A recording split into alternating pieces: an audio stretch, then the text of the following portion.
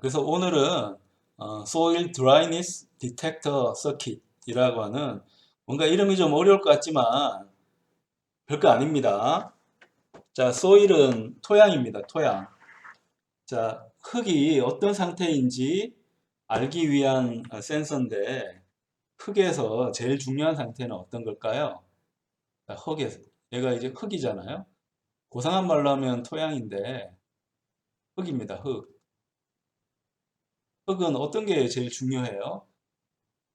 습도가 중요하잖아요. 그러니까 드라이니스는 이제 건조인데 얼마나 건조한가 하는 건데 뭐 거꾸로 이야기하면 습도죠, 습도.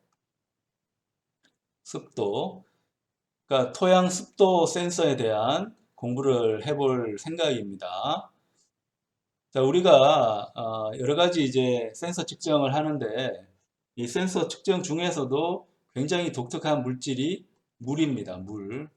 자, 물이 만드는 비율을 우리가 습도라고 하는데 얼마나 이제 습하냐 하는 건데 물은 이제 재밌는 것이 순수한 물은 전기가 흐를까요? 흐르지 않을까요?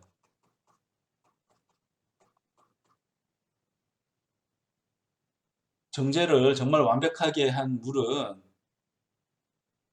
전기 전도가 일어날까요?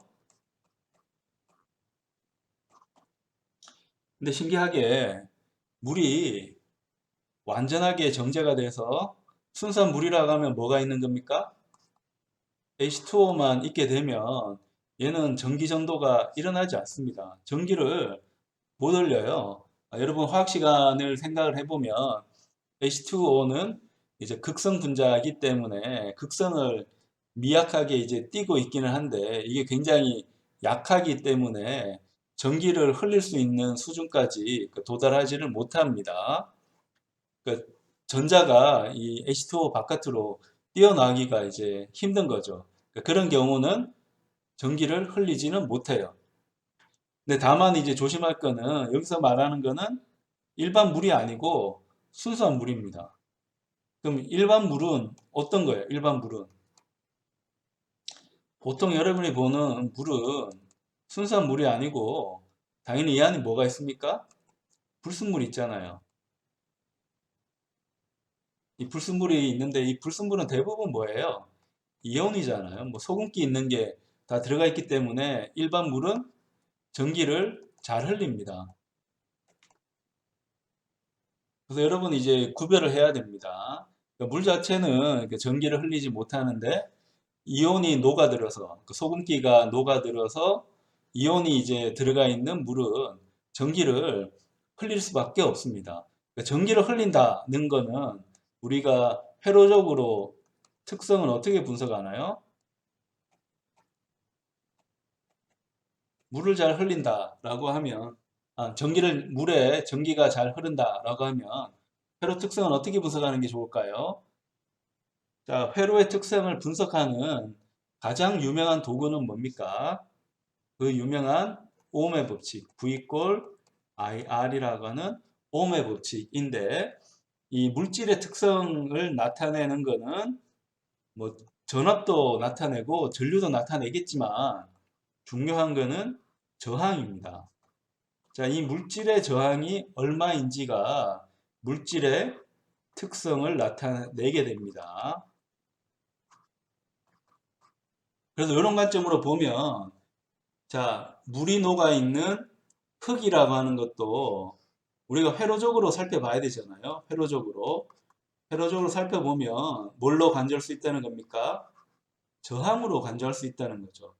그러니까 토양에 물이 들어가 있으면 이온 물질이 녹아 있을 거니까 전류를 흘릴 거고 전류를 많이 흘리면 많이 흘릴수록 이 토양에는 습도가 높다고 이게 판단할 수 있겠죠. 물론 녹아있는 이온 물질 따라서 여러 가지 특성들이 달라지겠지만 이건 반복 실험을 해가지고 거꾸로 역으로 추적하게 되면 토양 특성 분석이 될 겁니다. 그러니까 이러한 것이 토양 습도 센서의 가장 기본적인 동작 원리가 됩니다. 그럼 센서를 이야기할 때 우리 계속 이야기했던 게 있습니다. 센서는 물리적 특성을 보통 정기적 특성으로 바꾸는 거죠. 요즘 나오는 센서는. 옛날 센서는 뭐 다양한 특성으로 이제 변환을 시키지만 요즘 나오는 센서는 다 정기적인 특성으로 센서 값을 출력을 해냅니다. 왜 하고 많은 물리적인 특성 중에서 정기적 특성일까요? 물리 세계는 굉장히 넓잖아요. 물리에서는 힘도 있고 가속도도 있고 뭐 유체도 있고 여러 가지가 많은데 왜 하필 전기일까? 라는 거 여러분 계속 생각해야 됩니다. 전기적 특성을 굳이 만드는 거는 전압전류를 이제 뽑는다는 건데 전압전류 뽑아서 많은 거예요. 전압전류 뽑아서 컴퓨터로 처리를 하고 싶은 거죠. 컴퓨터 처리. 컴퓨터 처리를 하고 싶기 때문에 요즘 나오는 센서는 예외 없이 전부 다 정기적 특성으로 출력을 만들어냅니다. 정기적 특성 중에서도 하나 또 딱 뽑으라고 하면 전압입니다. 전압으로 뽑아냅니다. 전압으로 뽑아내게 되면 이 전압을 컴퓨터로 처리해서 우리에게 물리적인 특성 값이 얼마인지를 나타내게 됩니다. 그럼 컴퓨터를 왜 처리하는 거예요? 컴퓨터가 좋으니까? 그게 아니고 컴퓨터로 처리한다는 말은 계산을 어떻게 한다는 겁니까? 소프트웨어적으로 할 수 있는 겁니다.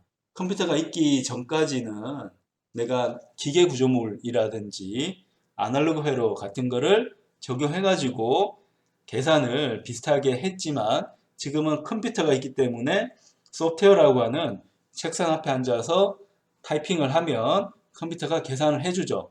그러니까 이 과정은 굉장히 편리한 과정입니다.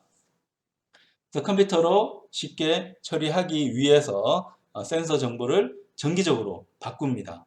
근데 정기적 특성 중에서도 왜 전압이냐? 전류로 하면 안 되냐? 뭐 전류로 해도 되죠. 전류도 해도 되는데 우리가 이제 증폭기로 쉽게 처리할 수 있는 것은 전압이죠. 전압. 전압은 전류를 많이 흘리지 않더라도 쉽게 감지할 수가 있습니다. 측정할 때 또 쉬운 게 전압이잖아요. 이 전압은 정기적 높이니까 두 지점의 차이를 내가 측정을 하면 전위차 혹은 전압차라고 해서 이게 우리 흔히 말하는 전압이잖아요. 두 지점을 재주면 됩니다. 두 지점을 재면 되기 때문에 얘는 병렬로 측정이 됩니다. 병렬 측정이기 때문에 회로를 망가뜨릴 필요가 없습니다. 있는 회로 그대로 두고 저항이 큰 전압계를 갖다 대면 전압이 측정이 됩니다. 그럼 이 전압을 컴퓨터로 처리하기 위해서 ADC라고 하는 아날로그를 디지털로 바꾸는 컨버터, 아날로그 투 디지털 컨버터를 통해서 디지털 숫자로 바꾸어서 컴퓨터로 처리하게 됩니다. 이러한 전체적인 과정들을 여러분이 기본적으로 알고 있는 상황에서 여기에 있는 이 토양, 습도 센서를 바라볼 필요가 있습니다. 그래서 회로를 우리 분석한다고 하는 것은 사실은 이 저항, 전압, 전류 이 세 가지만 알면 다 분석이 되는 건데 실제로 더 중요한 거는 이 회로의 이제 응용도 중요하기 때문에 회로 응용이 어떻게 이제 되는가를 봐야 된다는 겁니다. 자, 우리 그림에서도 보면 자, 여기에 있는 이 부분이 습도 센서입니다. 토양의 습도를 재는 센서입니다.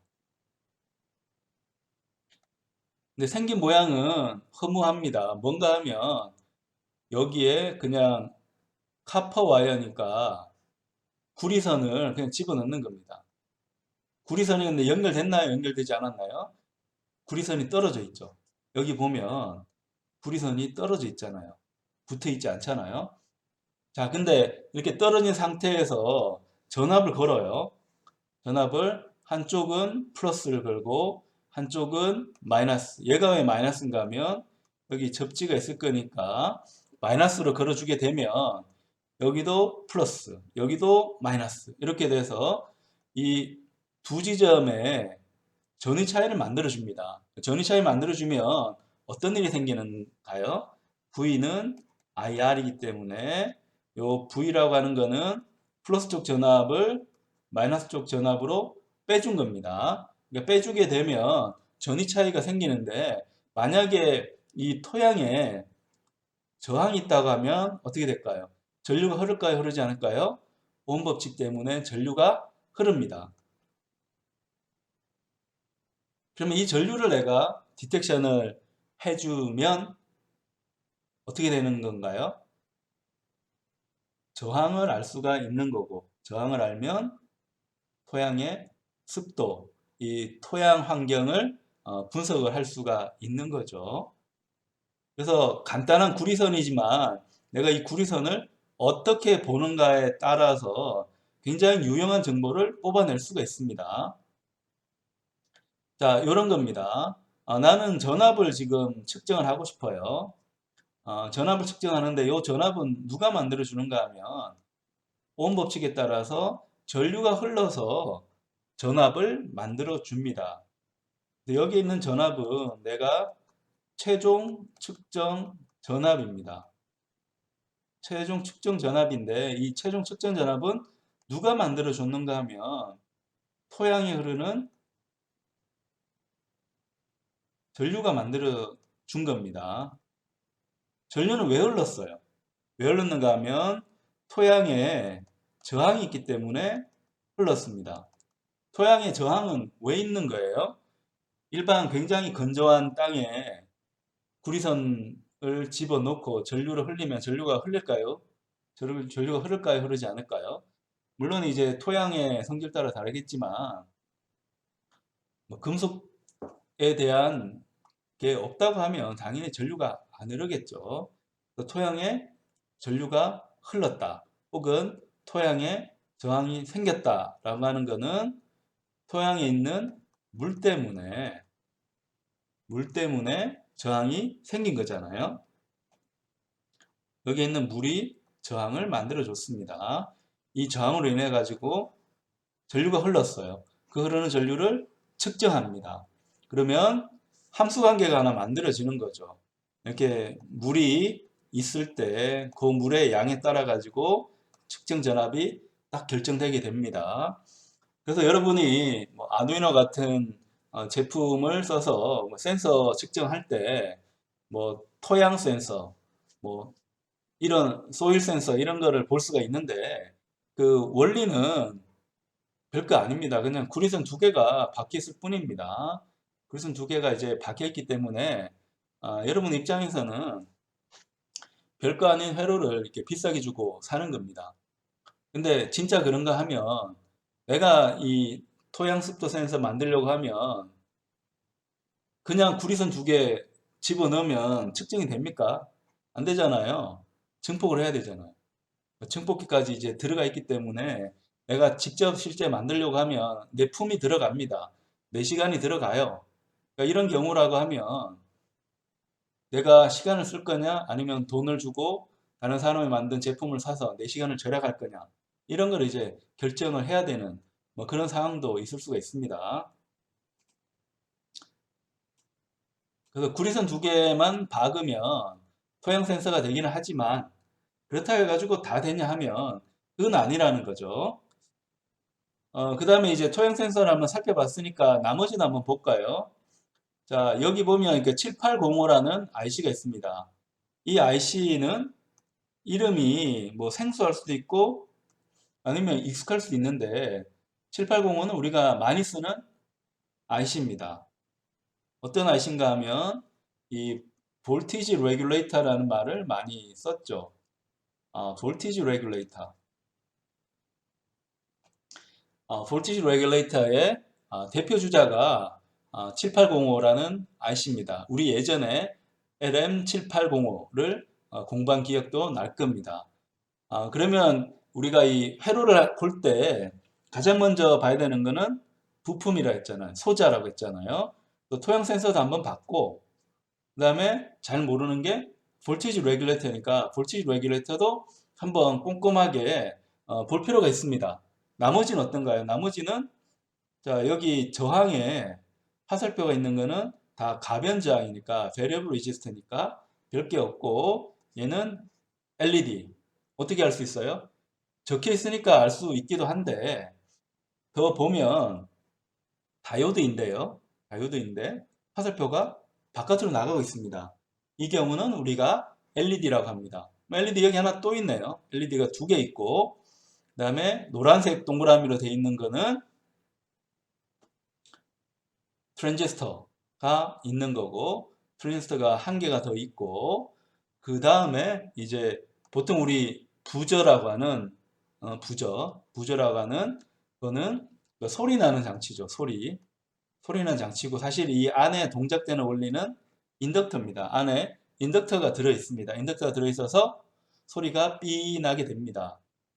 그러니까 일종의 뭐 스피커라고 할 수 있는데 스피커라는 다른 점은 스피커는 소리를 낼 주파수 성분을 내가 다 집어넣어 줘야 되는데 부저는 DC 전원만 넣더라도 이 떨림에 의해 가지고 소리가 저절로 이제 나는 장치입니다. 나는 장치.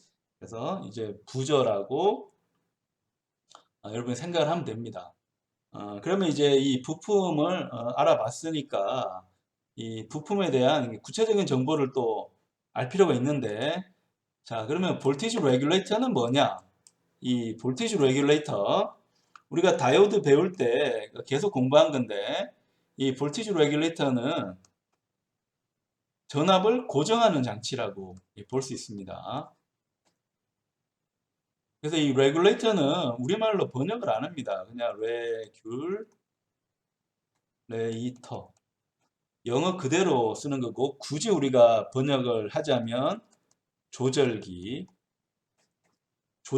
이제 번역할 수 있습니다. 그래서 전압 조절기라고 할 수가 있는데 얘는 하는 역할이 뭔가 하면 입력이 들어오면 이제 출력을 만들어 주는데 이 출력을 어떻게 만들어 주는가 하면 전압을 고정합니다.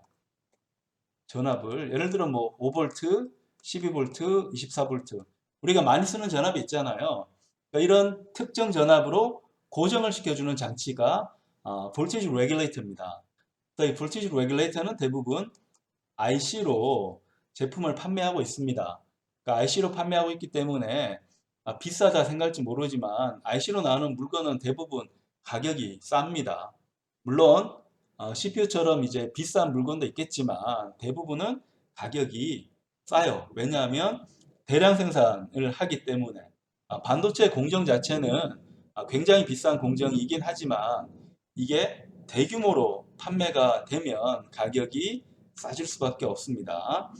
그래서 LM7805에 대한 내용이 궁금하면 이제 여러분이 여기서 이제 공부가 더 필요하다고 하면 데이터시트를 봐야 됩니다. 자, 여러분한테 계속 강조했잖아요. 이 모든 IC가 어떻게 존재하는지 아는 사람은 존재하지 않습니다. 이 IC는 워낙 종류가 많기 때문에 내가 모든 정보를 다 알 수가 없어요. 물론 이제 741 같은 굉장히 유명한 IC는 대부분 특성을 알지만 얘는 OPMP잖아요. 유명한 거라서 우리가 알지만 우리가 많이 봤던 몇 가지 IC 제외하고는 생소한 IC가 대부분입니다. 그럼 얘 어떻게 하는가 하면 데이터sheet을 여러분이 찾아보는 방법밖에 없습니다. 그래서 여러분이 하드웨어 공부하는 이유 중에 하나가 데이터sheet을 보고 이해하는 겁니다. 데이터sheet을 보고 이해할 수 있도록 여러분이 소자도 공부하고 회로도 분석하고 이렇게 하는 겁니다. 그렇게 하다 보면 실력이 쌓여서 데이터sheet을 이해하게 되고 데이터sheet을 잘 이해하면 자 내가 어떤 기능에 필요한 부품을 찾을 때 어떤 부품이 좋을 건지 이제 점점 내 판단이 올라가는 거죠. 내 판단력이 더 좋아질 수가 있는 겁니다. 그러니까 우리도 LM7805 한번 찾아볼까요? 자, 이거는 이 구글 같은 사이트에 가서 검색을 하면 됩니다. LM7805 데이터시 이렇게 치면 자료가 많이 뜹니다. 그럼 여기서 내가 보고 싶은 거를 클릭해서 이제 보면 되는 겁니다. 어, 어디를 볼까요? 텍사스 인스트루먼트 한번 볼까요? 지난번에 그 페어차일드 세마이컨덕터를 봤으니까 텍사스 인스트루먼트 쪽으로 한번 봅니다.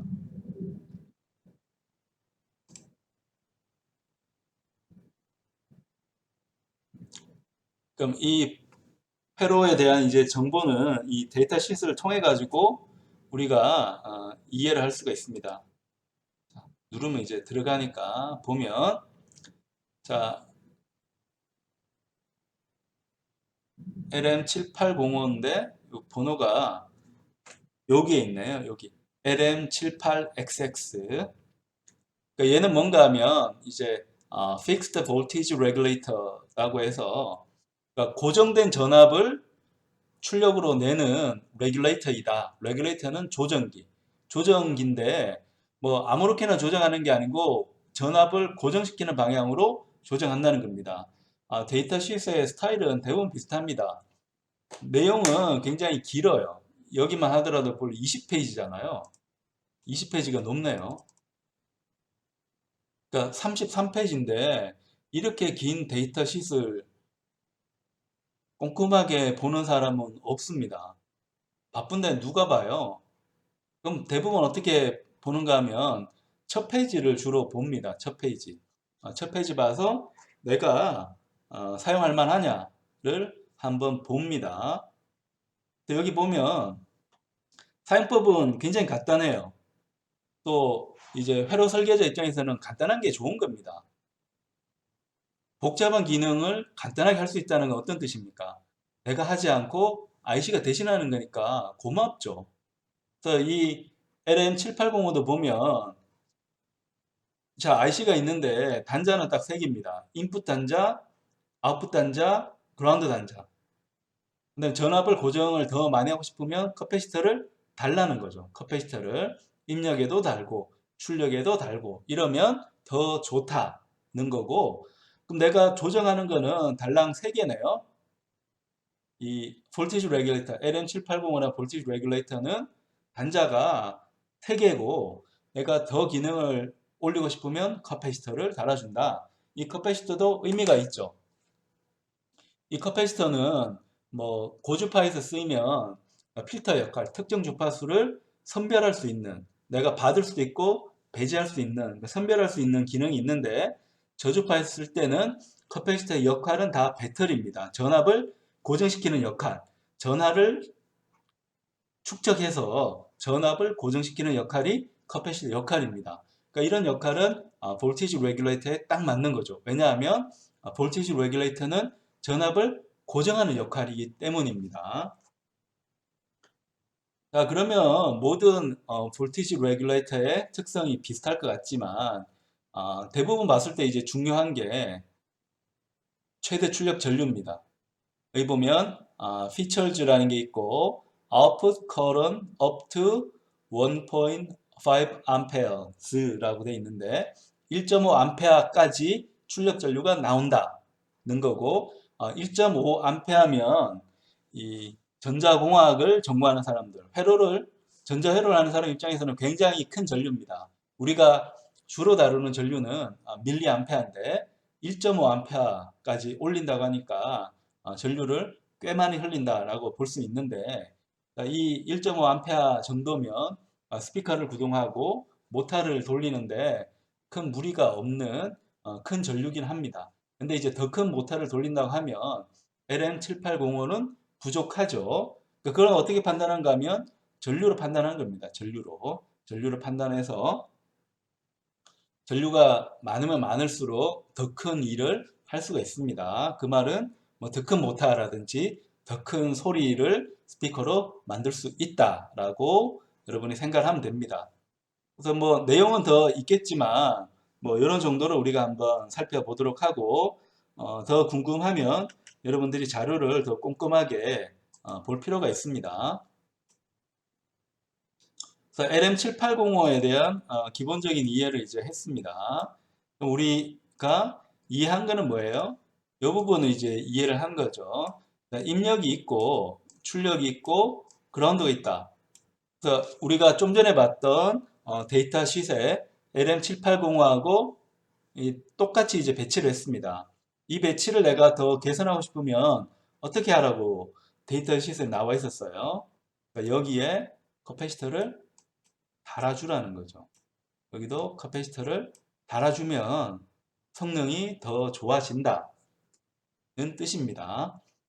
근데 보통 이제 이런 볼티지 레귤레이터는 배터리를 장착하는 응용 회로에는 이런 LM780과 같은 볼티지 레귤레이터를 항상 장착을 합니다.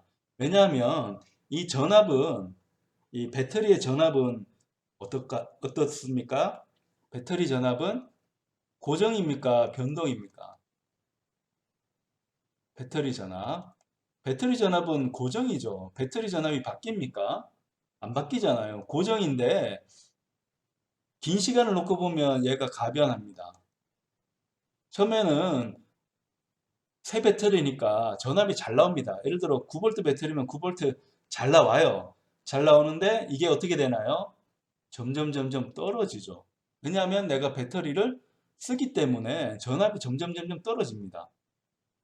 근데 예를 들어 내가 이 볼티지 레귤레이터 없이 회로를 설계했다고 하면 9V에 맞춘 회로가 시간이 감에 따라 가지고 8V, 7V, 6V, 5V 이렇게 내려가잖아요.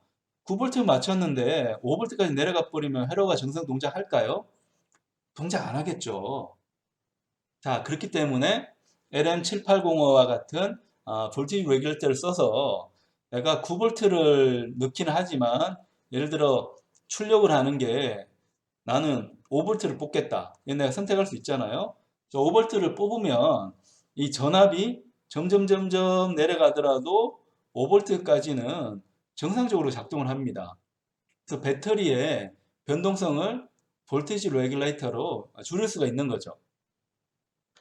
자, 그게 전반부에 있는 회로의 종합적인 의미가 되고, 그 다음에 토양 센서에서 그러면 우리 실제적으로 이 습도를 어떻게 추출하는가를 한번 보겠습니다. 이걸 보려면 회로를 다시 한번 좀 그릴 필요가 있습니다. 그럼 전압이 예를 들어 5V가 이제 볼티지 레귤레이터에서 가해주고 있습니다. 그러면 자, 이렇게 토양 센서 부분이 있고 이렇게 와가지고 저항이 이렇게 배치가 되어 있습니다. 그래서 토양 센서의 저항을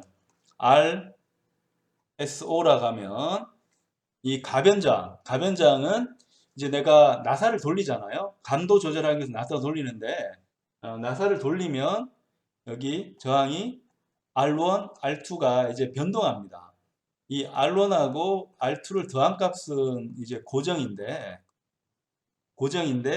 R1 값도 왔다 갔다 R2 값도 왔다 갔다 합니다. 자, 그러면 내가 요 회로는 보면 저항이 몇 개인 거예요? 저항이 3개가 있는 거죠. 3개.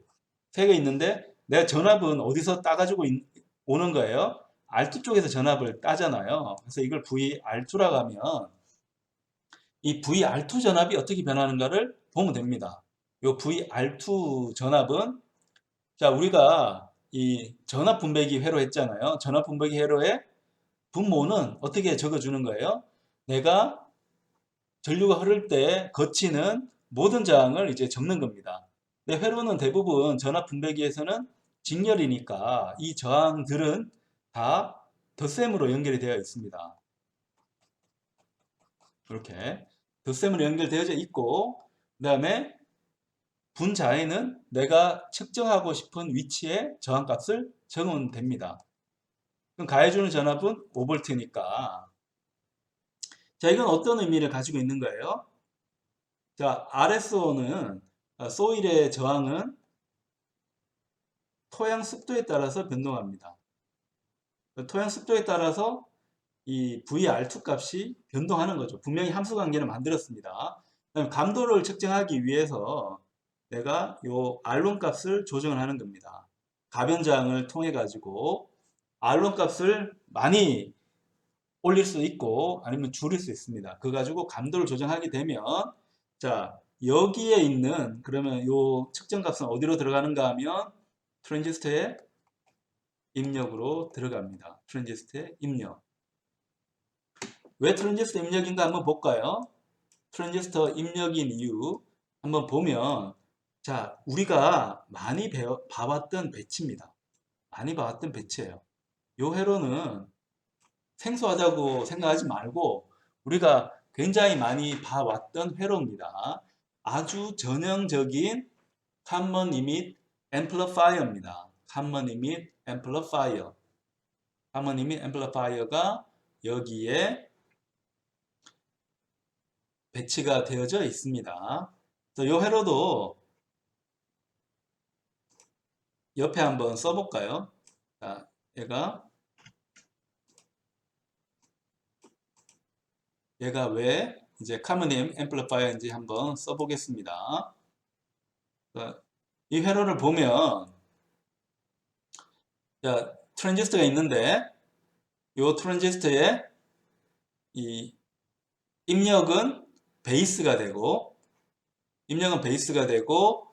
출력은 컬렉트가 됩니다. 그러니까 그걸 우리가 한번 봐보자는 겁니다. 여기 보면 여기가 베이스죠. 여기는 C가 있으니까 컬렉터입니다. 근데 입력이 어디로 들어갔어요? 입력이 얘를 따라서 이제 들어가니까 입력이 베이스 쪽으로 들어갔네요. 베이스 쪽으로 들어간 거를 우리 볼 수가 있습니다. 베이스 쪽으로 들어가서 그 다음 얘가 왜 출력인 건가요? 따라가 보면 얘가 다시 베이스로 가서 붙었죠. 베이스로 가서 붙었기 때문에 다시 이 컬렉터가 출력 역할을 하는 겁니다. 이미터에는 뭐가 있습니까? LED가 있는 거고 빨간색이면 한 2V 뭐 이 정도 되겠네요. 이 2V라는 거는 이 LED가 켜지기 위한 컷인 볼티지. 그러니까 컷인은 시작한다는 겁니다. 딱 잘라서 이제 안에 들어간다는 거 시작한다는 뜻이에요. 자, LED가 켜지기 시작하는 전압이 2V인데 흐르는 전류에 따라서 이 전압이 또 왔다 갔다 변하게 되는 거죠. 자, 그래서 우리가 이 트랜지스터 회로를 한번 봤는데 이 트랜지스터 회로는 베이스로 입력이 들어가서 컬렉터로 출력이 빠지는 Common Emit Amplifier가 되고 바이어스를 잡아주는 게 독특한 게 이미터 쪽에 저항을 쓰지 않고 LED를 썼습니다. LED. 그래서 이 트랜지스터가 동작하게 되면 LED가 불을 바깥으로 내겠죠. 빛을 내겠죠.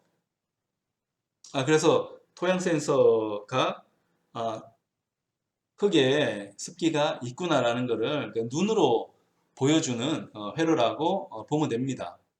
그 다음에 컬렉트 쪽에 달려있는 이 R1 저항은 우리가 많이 썼던 바이어스 저항입니다. 컬렉트 쪽에 저항을 하나 달아서 바이어스를 잡아주려고 하는 거고, 그리고 이제 마지막에 있는 회로도 전형적인 Common Emit 회로입니다. 얘도 Common Emit인 거 어떻게 알아요? 입출력을 보면 되는 거죠. 입력이 어디로 들어갔습니까? 입력이 여기로 들어갔잖아요. 여기가 베이스잖아요. 베이스. 출력은 어디로 뽑았습니까? 출력은 어떻게 알 수 있는 거야? 부조로 내가 알 수 있는 거니까 부조로 어떻게 갔습니까? 컬렉트에서 갔잖아요. 얘도 Common Emit Amplifier가 됩니다. Common Emit Amplifier가 돼서 동작하고 있다는 거. 자, 그걸 우리가 한번 봐야 되고요. 또 전형적인 이 Common Emit Amplifier가 여기 존재하고 있다는 거. 두 개의 Common Emit Amplifier를 이용해 가지고 증폭도를 상당히 높이고 있는 거죠. 하나만 써도 증폭이 많이 되는데 두 개 썼으면 증폭이 더 많이 되는 거죠. 또 바이어스를 잡아주기 위해서 저항이 여기는 더 작습니다. 저항이 작다는 말은 전류가 더 많이 흐를 수 있다는 뜻인 거죠. 그래서 이 경우에도 정보를 주기 위해서 두 번째 트랜지스터가 켜지면 LED, 그린, 녹색이 켜지도록 배치를 했습니다. 배치를 해서 회로 구성을 하고 있고, 마지막에 이 부저, 여기서 소리 만들려고 하면 어쨌든 여기 이제 인덕터가 이제 돌아가야 되니까 이 부저가 돌아가기 위해서는 이제 부저가 이제 소리가 나기 위해서는 전류가 많이 흘러야 됩니다. 그러니까 전류가 이제 많이 흘러야지 소리가 나게 됩니다. 그 다음에 이제 이게 일반 내가 스피커처럼 이제 동작하면 그렇다는 거고, 만약에 여기 구동 원리가 이제 압전 현상이다. 그러니까 압전 현상이라는 거는 뭔가 하면 압전.